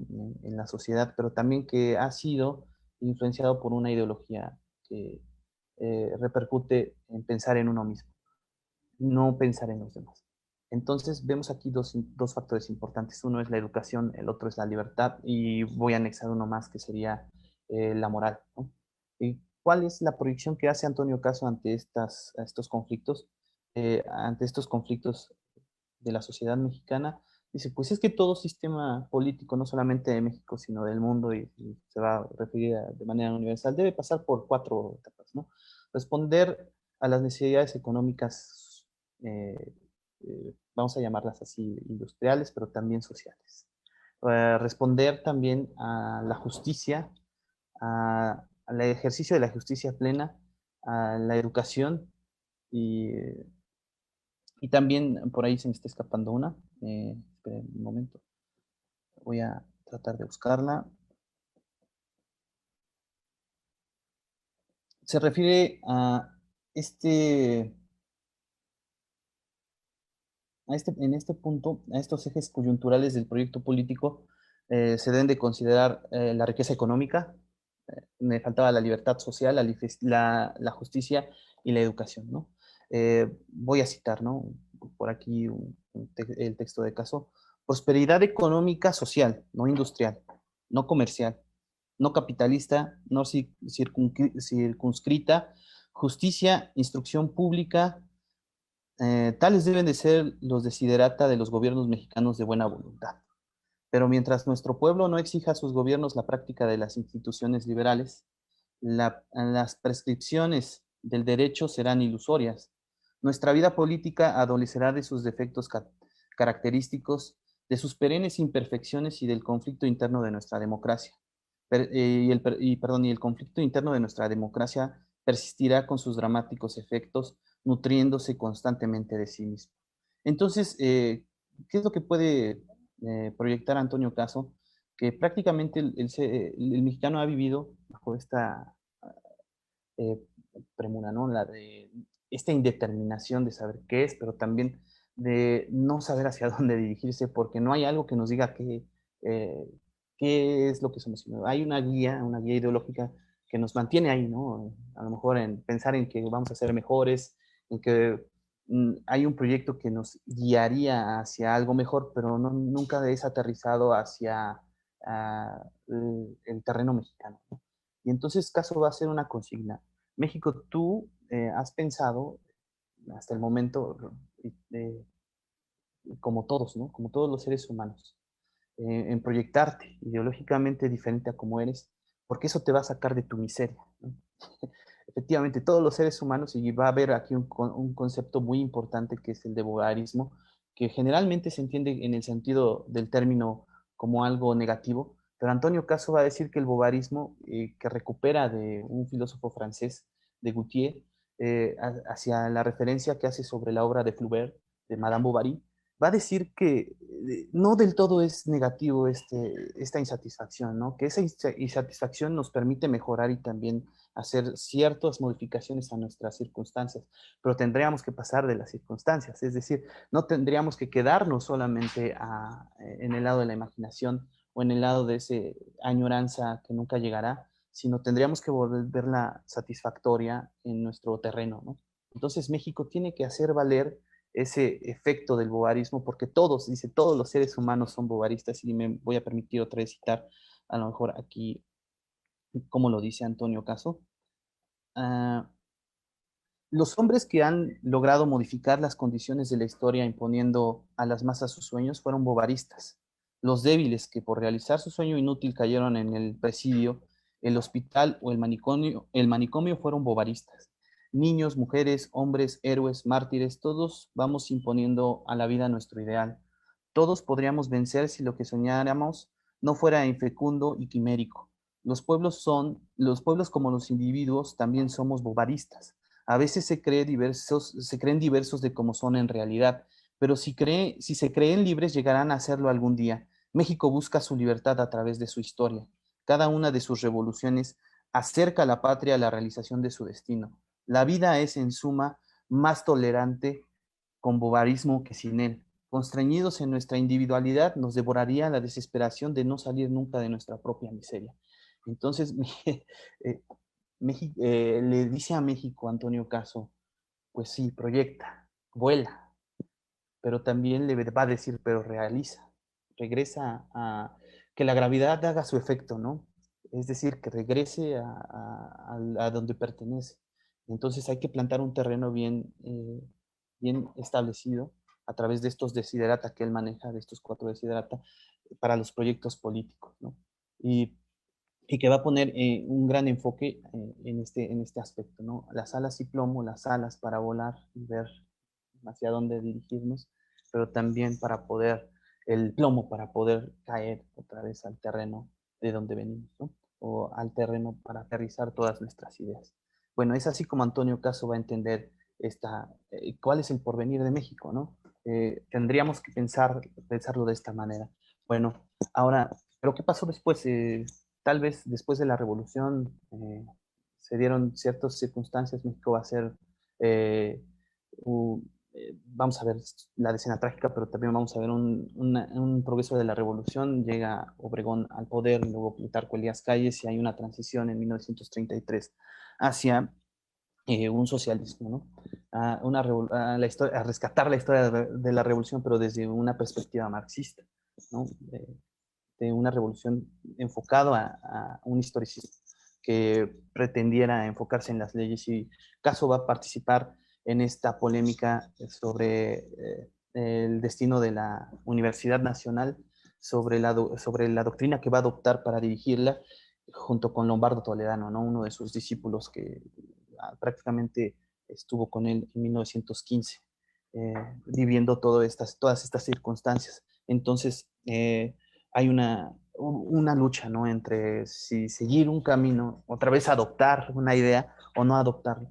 ¿Qué va a decir o qué va a pasar? Bueno, aquí me voy a detener a lo mejor para no entrar más a detalles porque es un tema sumamente polémico, pero que es importante rescatarlo para entender también cuál es la respuesta de Alfonso Reyes, porque Alfonso Reyes sabemos que su padre forma parte de este golpe huertista hacia Madero, ¿no? Y él es asesinado en 1913, y a raíz de esto Reyes pues nunca va a vivir tan, tan,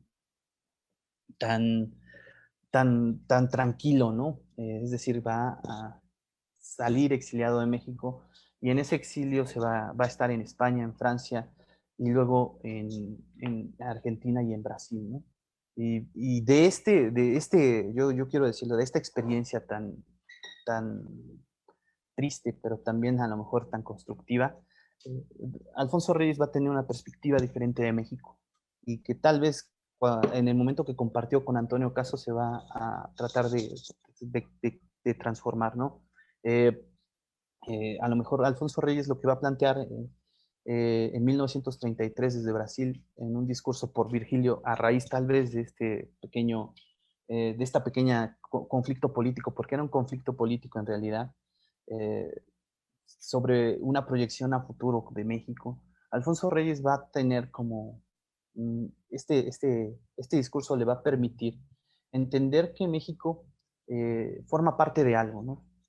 También le va a permitir a lo mejor hacer como ciertas predicciones de lo que va a pasar si México no entiende que es algo ya, ¿no? Y que está inserto, a lo mejor voy a lo mejor atreverme a hacer una interpretación errónea, pero arrojado aquí, ¿no? Es decir, está arrojado en este momento, es el resultado de un conflicto tal vez, de toda una herencia latina. Y en el discurso por Virgilio va a decir eso. Nosotros somos resultado de esta herencia latina, llevamos en la sangre eh, esta herencia, tanto genética como también fusionando los aspectos de lo prehispánico. Es decir, México eh, es el resultado de una herencia, de una cultura que se ha heredado, pero también que tenemos que considerar que pertenece a una cultura particular. Y también entonces en ese sentido Alfonso Reyes va a hacer esta pregunta, ¿no? De qué somos como nación, tal vez no qué es el mexicano, pero qué es México, ¿no? ¿Qué es y a qué pertenece? Con la proyección a lo mejor de hacer una propuesta diferente a la de Antonio Caso, que ya vimos que Antonio Caso tiene una injerencia en la educación, en un proyecto político democrático, en una justicia que sea tal vez que corresponda a las necesidades de la sociedad y que también responda a los problemas económicos, ¿no? De las riquezas. Pero Alfonso Reyes no solamente va a parar ahí, ¿no? Sino que va a decir algo importantísimo. A través de esta prosa tan pulcra que tenía él y también de su conocimiento de la cultura griega y tal vez también latina, con Virgilio va a hacer, prácticamente a Virgilio lo va a poner como esta metáfora de México, ¿no? México ha transitado, entonces ha vagado, ha tenido viajes que le han impedido llegar a su destino, pero sigue en esta barca, sigue en este río que es la latinidad y que prácticamente va a ser, que lo va a llevar hacia un punto, no sabe, pero sí tiene que tener bien entendido que pertenece a este viaje, ¿no? Y que tiene que emprenderlo. Entonces, Alfonso Reyes va a decir, Virgilio también es un promotor del discurso patriótico, ¿no? Es decir, que México tendría que convertir o tal vez construir un discurso nacional, pero no tanto nacional, sino tal vez rescatando los valores que tiene, no tanto en el folclore, sino tal vez en toda esta cultura, esta literatura que se ha gestado. Hace 7 preguntas en este discurso por Virgilio que rescatan la historia de la intelectualidad o de la producción intelectual en México, y luego va a decir algo súper interesante, ¿no? Va a cambiar la figura de Virgilio y va a decir, Virgilio es también un constructor, un agricultor. Y aquí hay 2 elementos que me gustaría rescatar, 2 metáforas que son la poesía y la agricultura, ¿no? La poesía, ¿qué es la agricultura? Pues también tendríamos que hacer otra referencia a la seda y al vino, ¿no? Esta referencia que hace sobre la seda y el vino es importante porque es un proyecto que tenía uno de los padres de la patria, Hidalgo, ¿no? Que quería llevar como un acto de nobleza hacia las comunidades menos favorecidas, a los indígenas, en la producción del vino, ¿no? Pero también de la seda, que les permitiera a lo mejor transformar sus modos de vivir, su forma de adquirir los recursos necesarios, pero también quería llevar a él lo plantea así, ¿no? Él quería llevar no solamente vino y seda, sino cultura. ¿Y cuál era la cultura? Rescatar la misma cultura, y lo que propone aquí eh, Alfonso Reyes es algo sumamente interesante, poesía. Es decir, que la cultura de este tipo de sociedades, de los pueblos indígenas, tendrían que basarse en rescatar también la poesía eh, latina, ¿no? Pero ¿qué es la poesía para Alfonso Reyes? La poesía es prácticamente esta forma de educar, pero que educar bajo qué perspectiva, la perspectiva de la moral, ¿no? Porque también para él es importante, ¿no? Generar valores a partir de las experiencias que tenemos todos los días en el campo, él decía. Virgilio nos ayuda y nos da una idea de cómo admirar y valorar lo que tenemos, la riqueza de la naturaleza y lo que producimos, ¿no? En ella. Entonces la poesía es este medio por el cual se aplica la moral, ¿no? A diferencia de Antonio Caso, que va a ser la caridad para decir que la moral aplica a través de la poesía. Entonces vamos a llamarlo así por medio de la lengua, del lenguaje. El lenguaje que deberían de adoptar todos los pueblos. Y luego se va a encontrar con un aspecto muy interesante, ¿no? De Alfonso Reyes, que México no va a quedarse solamente en este plano de producir y de transformar ideas, de pensar en el vino y la seda, que para él son dos metáforas de la justicia, es decir, una justicia, embriagarnos con el vino de la justicia significa crear leyes que correspondan también a nuestras necesidades, ¿no? A las necesidades de las circunstancias particulares, y la seda del bienestar, que sería pues plantear todas estas leyes, pero no solamente las leyes, sino vivir esas riquezas que nos puedan tener una vida digna, ¿no? Alfonso Reyes entonces va a transitar hacia el final de su, de su discurso por Virgilio hacia algo que se llama América Latina, ¿no? Y no solamente América Latina, sino algo que es humanidad. Es decir, lo que se está jugando en México al tratar de entender qué es y hacia dónde se dirige es en realidad un juego por la humanidad en su conjunto. ¿Por qué? Porque Virgilio va a decir perdón, Alfonso Reyes va a decir que Virgilio nos muestra que no está solo, ¿no? Hablando de México, que México se va, al entender la justicia y el bienestar, se va a dar cuenta que no está solo, que existe algo más, que hay otros territorios que tienen las mismas circunstancias que él y que van a necesitar también de este vino de la justicia y esta seda del bienestar, pero que México sea un ejemplo para el mundo.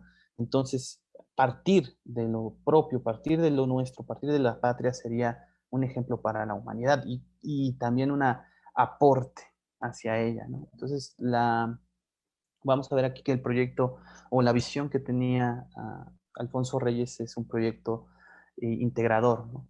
Es decir, inclusivo no solamente en el terreno propio de las culturas originarias de México, sino también a través de lo universal, ¿no? De lo universal de la humanidad, que no se debe de perder este ejercicio, ¿no? Entonces, quiero cerrar rápidamente para poder empezar con la charla.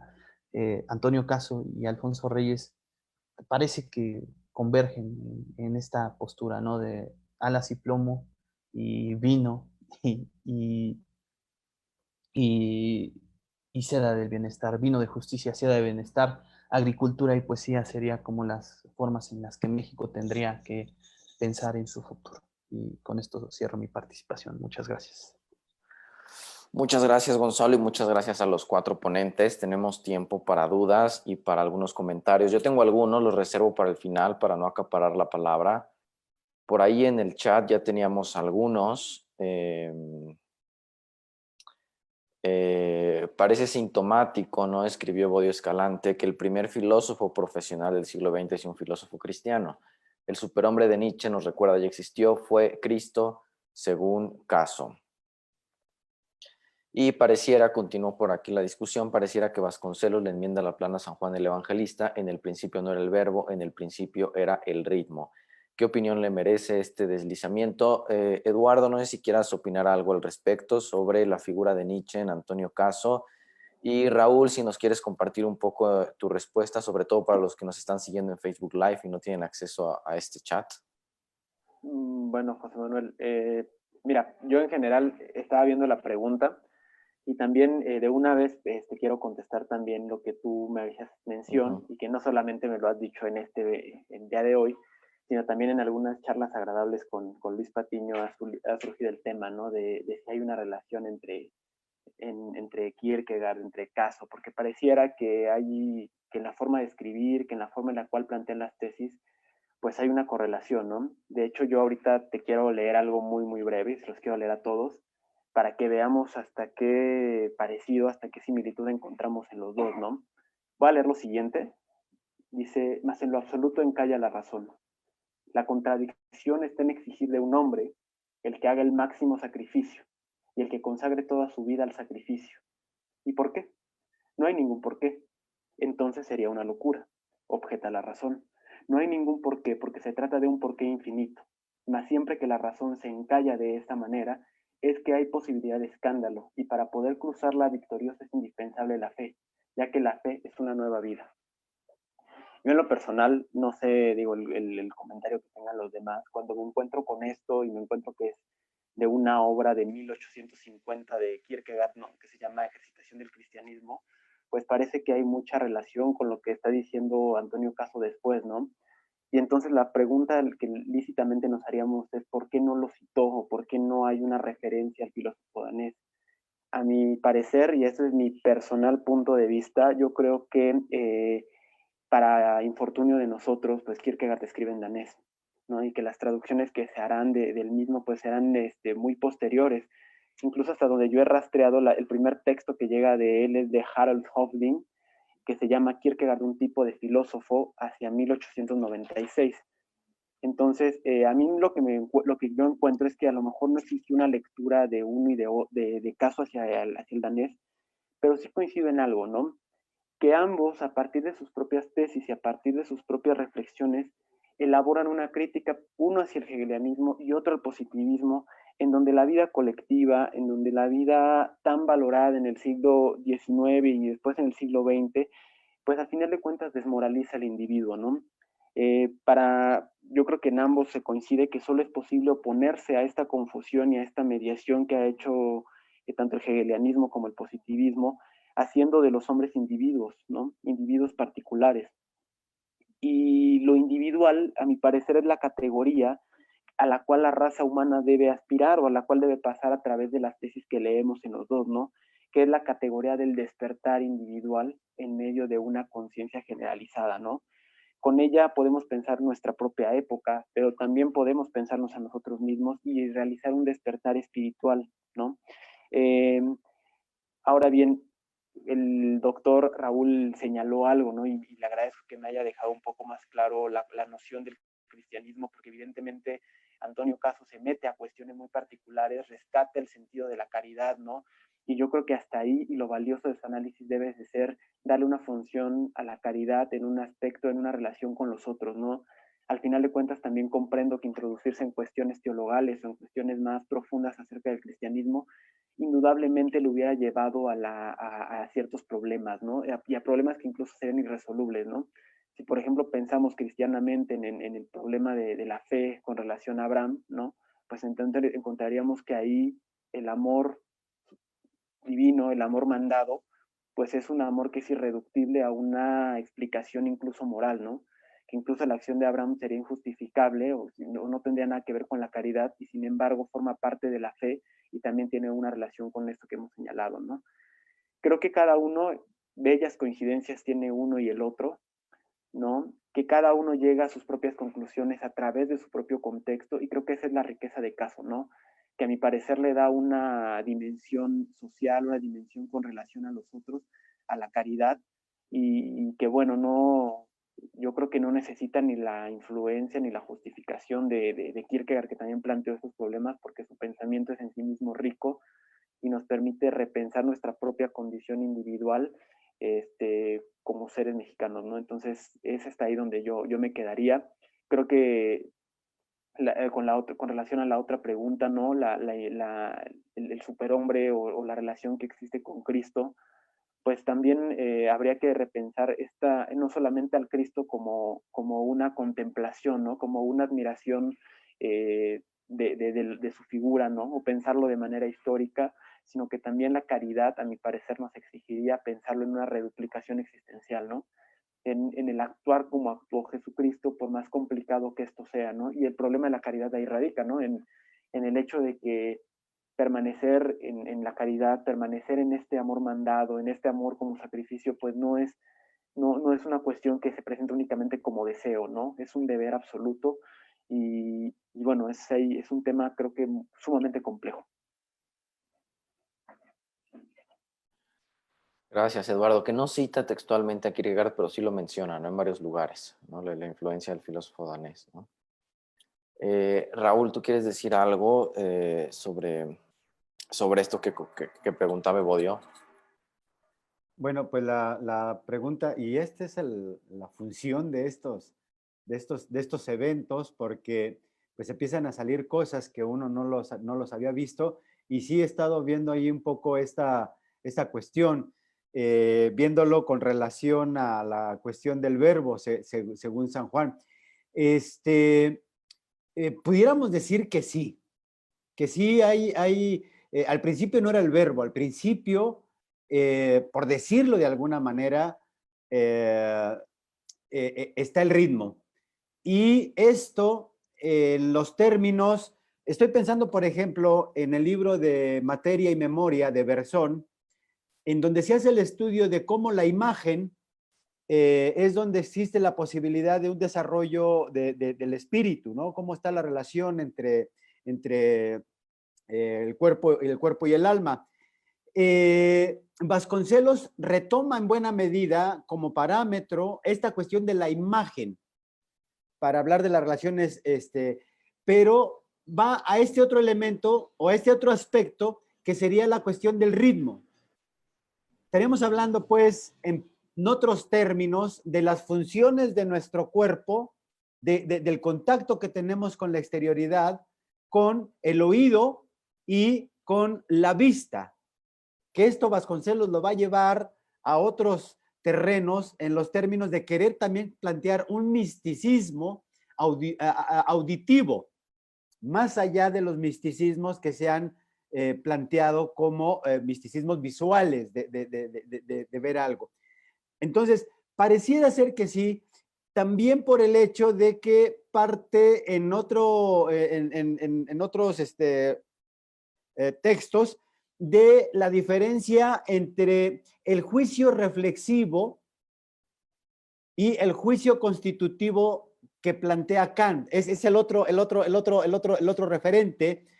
Una cosa es decir, esta es una flor y tiene los pétalos rosas y tiene, etcétera, etcétera. Y otra cosa es decir, esta rosa es bella. Es decir, esta relación. Entonces, fundado en estos dos referentes, Vasconcelos incluso iría, yo me atrevería un poco a decirlo, más allá incluso de Nietzsche, el Nietzsche del origen de la tragedia, para afirmar que no que al principio, pero que sí uno de los aspectos constitutivos, no nos olvidemos de hablar de referir esta obstinación monista de Vasconcelos, si desde un punto de vista todo es energía, desde otro punto de vista todo es divinidad. Y un aspecto por el cual podemos tener acceso es con la intuición del ritmo, algún aspecto de lo que nos constituye a nosotros y lo que hay. Eso, digamos, en primer lugar. Yo creo que no podemos pasar desapercibido en este contexto del que estamos hablando, con Caso, con Vasconcelos, con el mismo Reyes, y que creo que eso es algo que podemos traer a nuestro presente. Lo pongamos en estos términos. O bien, en los términos de Caso, la necesidad y la urgencia de una reflexión ética, es decir, de la relación de nosotros con nuestro contexto, con nuestro entorno, con nuestros semejantes, o también en el último de los casos, una reflexión con nosotros mismos y con aquello que pudiera ser la divinidad, lo sagrado, no lo sé. Creo que Caso se inclinaría por una concepción de lo sagrado y la divinidad en estas acciones con relación a los otros. Y José Vasconcelos diría que estas relaciones al final de cuentas van a terminar corrompiéndose y que hay una mayor exigencia de una interioridad con el propósito de establecer una relación con el absoluto, lo sagrado, lo divino, etcétera, etcétera, etcétera. Yo creo que estas son dos cuestiones que pueden estar muy presentes, obviamente, con los cambios que ameriten el caso. Y por último, nada más quiero referir para ver esta otra dimensión y que también están en este periodo 13, 14, 15, 16. Tengo aquí a la mano de que, pues bueno, hay que ver los momentos. Y si Antonio Caso habla de bovarismo y habla de las cuestiones de la democracia para 1913, cuando está el gobierno de Huerta, Vasconcelos escribe ya en otro momento, donde creo que aquí hay una reflexión de otra naturaleza, en la Convención Nacional de Aguascalientes. Es decir, ¿qué es lo que nos da autonomía? ¿Qué es lo que nos da soberanía como nación? Un texto que inicialmente se publica en inglés, The Sovereign Revolutionary Convention on Mexico and the Attitude of General Francisco Villa, documentos confidenciales, marzo de 1915. Este texto lo va a traducir al español y lo va a incorporar a su tomo 2 de las memorias. Pero aquí está otro momento y yo sería un poco de la idea de que con todas las diferencias que pudieran tener de distinta naturaleza, Caso, Reyes, Vasconcelos, hay como por fundamento un proyecto generacional de nación, un proyecto generacional del papel de la cultura, las artes, la revisión filosófica, las condiciones morales que se va a ir dando paulatinamente a través de los tiempos, razón por la cual, pues, creo yo necesario y bastante interesante todavía continuar así, como bien dijeras en alguna ocasión, José Manuel, ir tejiendo fino en cada uno de los puntos e ir viendo haciendo las comparaciones y antecedentes y las consecuencias en las discusiones y reflexiones que estaban planteando los autores. Aunque estaban dispersos, con esto termino, aunque estaban dispersos, estaba pensando por allí el Ateneo de la Juventud, la unidad en la dispersión, nada más para referir lo siguiente. Vasconcelos, en 1916, en Lima, Perú, publicando el Pitágoras en Cuba, Alfonso Reyes, publicando en Costa Rica, estando en España, La visión de Anáhuac en 1915, 16, 17, El nacimiento de Dionisios, publicado por Pedro Enrique Sureña en Estados Unidos, y Antonio Caso, publicando estos tres libros que ya referimos, Problemas filosóficos, libros sobre la moral y la existencia, y por último, algo más también del momento, La querella de México de Luis Martín Guzmán, en Estados Unidos. Allí hay una unidad que le anteceden los años desde 1906, en que empieza este trayecto, este tránsito, esta odisea, a propósito de Vasconcelos y sus metáforas de Ulises. Gracias, Raúl. Y este proyecto generacional, yo creo que algo que tiene en común, y lo vemos, es de que no son reflexiones eruditas y ociosas, ¿no? O sea, los tres o los cuatro, si incluimos a Martínez Guzmán, nos están urgiendo a hacer algo, ¿no? Es un quehacer colectivo, de esto nos hablaba Gonzalo, están buscando orientaciones ideológicas y sobre todo educativas para construir algo que de momento no existe. Adrián Cortés pregunta en Facebook, tomando en cuenta los argumentos en disputa en el debate contemporáneo sobre si la filosofía tendría o no que ser considerada una ciencia, ¿podríamos considerar al pensamiento de Caso sobre la caridad o el espiritualismo de Vasconcelos como opositores al reduccionismo racionalista o cientificista? Yo me voy a permitir unir esta duda de Adrián Cortés con otra que yo tenía, sobre todo respecto a tu ponencia, Jesús. No sé si recuerdes que una de las críticas que le va a dirigir Samuel Ramos a Antonio Caso es justamente el de confundir el positivismo con la ciencia y el de creer que su crítica al positivismo es una crítica al quehacer científico. Y me permito hacértela a ti porque, de hecho, tú tienes una formación científica, ¿no? Tú estás en contacto directo con la ciencia. ¿Qué nos puedes decir sobre esto? Hola, pues mira, eh, evidentemente la concepción que tiene Ramos de la ciencia, bueno, perdón, Caso de la ciencia, es una concepción harto distinta a la que actualmente se practica. Lo digo por lo siguiente, de las concepciones positivistas que tienen que ver mucho o en las que se sustenta la ciencia, diríamos ya más mecánica, pues hablan de certezas absolutas, de mecanismos muy bien definidos en cuanto a la ciencia, y a partir de los 30 o 40 del siglo pasado, con teorías ya más demostradas como las teorías de la relatividad o los principios de la física cuántica, la ciencia pasa de ser considerada una fuente de certezas a una fuente de probabilidades. Hay una diferencia abismal en eso, porque entonces ya no empiezas a considerar el fenómeno en sí mismo, sino cómo nosotros podemos interpretar esos fenómenos.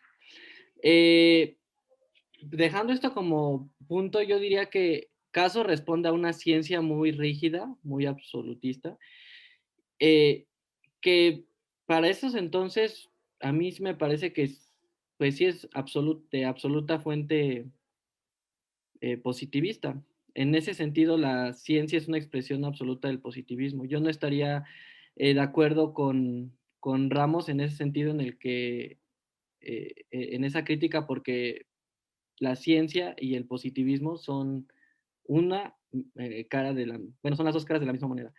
Claro que pues, ya si hablamos en los 40, esta noción va a cambiar. El mismo caso lo vimos nosotros en el texto de sí, es la persona humana y el estado totalitario, ya cambia un poco la noción de ciencia porque pues evidentemente las concepciones que se tienen de la actividad científica ya son distintas. No solamente lo ve Caso en México, caso particular, sino también lo ve Mark Bloch por los 40 de la misma manera, con la Escuela de los Anales, que también trae mucho o aporta mucho en el sentido en el que, pues bueno, ya que vamos, o sea, se da una reclasificación fundamental de la ciencia. Caso sí critica la ciencia que se practica en su tiempo y en ese sentido, eh, pues es toda una reconfiguración desde esas concepciones. Gracias, Jesús. Se nos acaba el tiempo, pero hay una última pregunta de Carlos Peláez. Él dice, si el reto de México es crear un proyecto nacional y colectivo con base heterogénea y diversa, ¿qué características tendríamos en común? ¿Qué elementos compartimos? Paul Riquet señala, por ejemplo, como horizonte futuro común nacional y global, una utopía, el reconocimiento de la diversidad, y creo que esto tiene que ver con la vigencia y la posible actualización del pensamiento de estos tres personajes. No sé si quieras decir algo muy, muy brevemente, Gonzalo, que se nos acaba el tiempo, por desgracia. Sí, claro, es una muy buena pregunta. ¿Qué características tendríamos en común? Todos compartimos un espacio, ¿no? Un terreno. A eso se refería tal vez Alfonso Reyes, ¿no? Que no estamos solos, estamos ante un mundo diverso, pero que tiene que ser inclusivo, que tendríamos que nosotros rescatar históricamente aquellos rasgos que nos hacen comunes, ¿no? Pero también que tal vez nos muestren que eso que tenemos en común aflore hacia una producción cultural, ¿no? Propia, pero que también que competa en la universalidad. Antonio Caso va a decir también de este proyecto de unidad como algo que es característico de todos los seres humanos, que tenemos esa capacidad de imaginación y eso es lo que compaginamos, ¿no? Y es ahí también donde entra la parte del bobarismo. El bobarismo es como esta proyección a futuro, es decir, no nos quedamos satisfechos con nuestras circunstancias, sino que proyectamos, pero tendríamos que tener cuidado, ver el terreno que pisamos. Con eso se refería al plomo, ¿no? Es decir, tenemos que partir de nuestras circunstancias, que tal vez Ortega y Gasset iba a reflexionar esto, o lo reflexionó en su momento desde otro lugar diferente, como ahorita estamos viendo las coincidencias de Kierkegaard con Caso, igualmente a lo mejor puede tener coincidencias con Ortega y Gasset, y por ahí también a lo mejor tal vez también aportar un poco, si me permites, antes de que nos vayamos a Eduardo, ¿no?